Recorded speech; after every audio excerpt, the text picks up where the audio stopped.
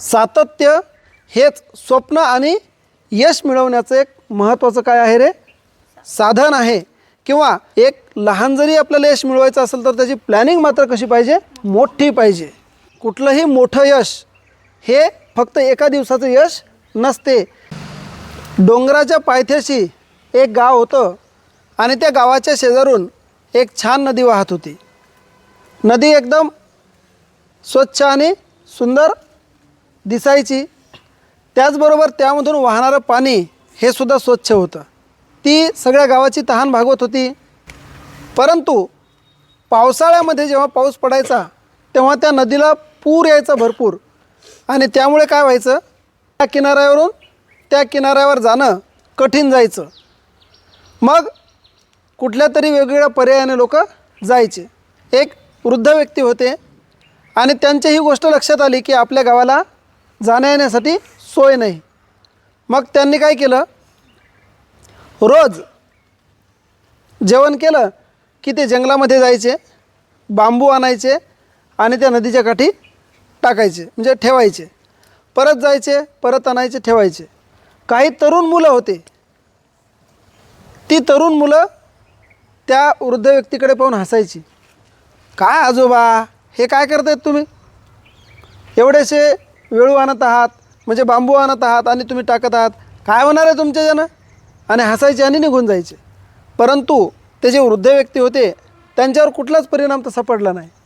ते त्यांचं रोज काम करायचे, जायचे, बांबू आणायचे, साठवायचे, बांबू आणायचे, साठवायचे. मग एक दिवस असंच पावसाळा जवळ आला.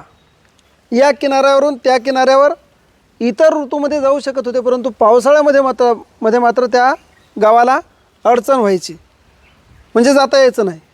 मग पूर आला आणि पलीकडे काही लोक अडकून पडले. खूप म्हणजे रात्रभर अडकून पडले. त्यांना अवघड गेलं.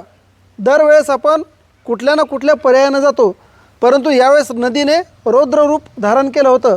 आता जाता येत नाही. मग आता काय करायचं, सगळ्यांच्या लक्षात आलं की समोर तर अरे एवढा मोठा ढीग पडलेला आहे, कशाचा, बांबूचा. मग सगळ्यांनी विचार केला आपण एक काम करूया, या बांबूचा एक छान पूल करू. आणि मग जसं आपण पाहिला होता, एक चिखलदऱ्याला पूल पाहिला होता का, आपण सहलीमध्ये गेलो होतो ना, तिथे कसा पूल होता, परंतु तो लोखंडाचा होता. तसा बांबूचा पूल तयार करायचं सगळ्या गावाने ठरवलं. आणि एका रात्री तर बांबू आणू शकत नाही, परंतु त्या वृद्ध व्यक्तीने मागील कित्येक दिवसापासून ते बांबू जमा केले होते आणि सगळ्या गावांनी ठरवलं की आपण एकत्र येऊ आणि हे याचं काय करूया, ते पूल तयार करू. पूर ओसरला आणि मग सगळ्या गावांनी काय केली, एकत्रित सुरुवात केली पूल तयार करायची.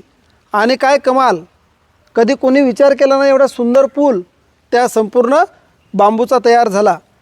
पूल तयार झाल्याच्यानंतर त्यावरून चढून या काठावरून त्या काठावर जाऊन पाहिलं तर सगळ्यांना सहज जाणं येणं करता येत होतं.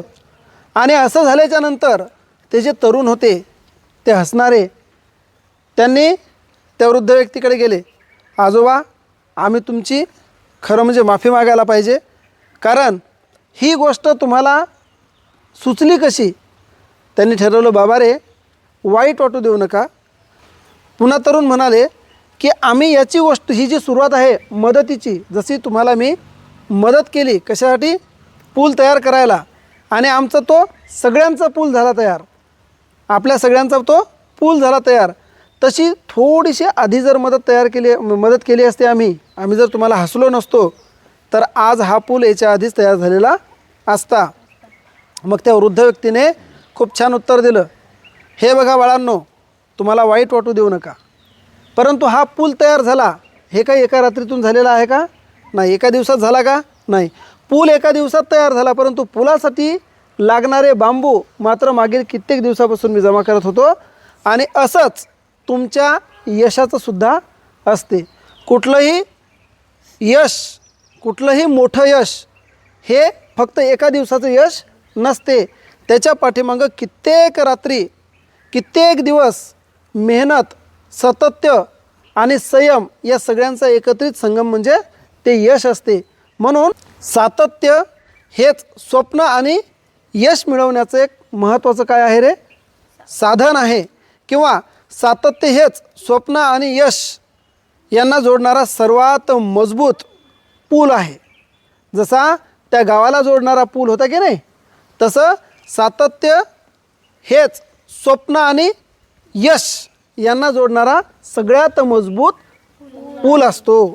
म्हणून कुठलंही यश मिळवायचं असेल तर एका दिवसात मिळेल का? म्हणजे सातत्य ठेवावं लागते आणि त्या पाठीमागे आपले प्रयत्न जे आहेत हे प्रयत्न न थकता सतत करावं लागतात आणि त्यासोबतच संयमसुद्धा पाहिजे, तेव्हा आपल्याला खूप मोठं यश मिळते.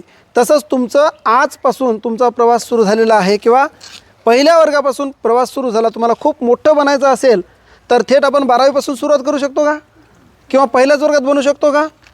प्रत्येक वर्गात प्रत्येक वयात त्या गोष्टी आपण शिकायला पाहिजे, त्या गोष्टी आपण अंगीकारायला पाहिजे आणि त्या गोष्टी शिकलेल्या कायमस्वरूपी आपल्यासोबत शेवटपर्यंत ठेवायला पाहिजे. तेव्हाच आपल्याला खूप मोठं यश मिळत असते. थोडक्यात म्हणजे काय, एक लहान जरी आपल्याला यश मिळवायचं असेल तर त्याची प्लॅनिंग मात्र कशी पाहिजे? मोठी पाहिजे.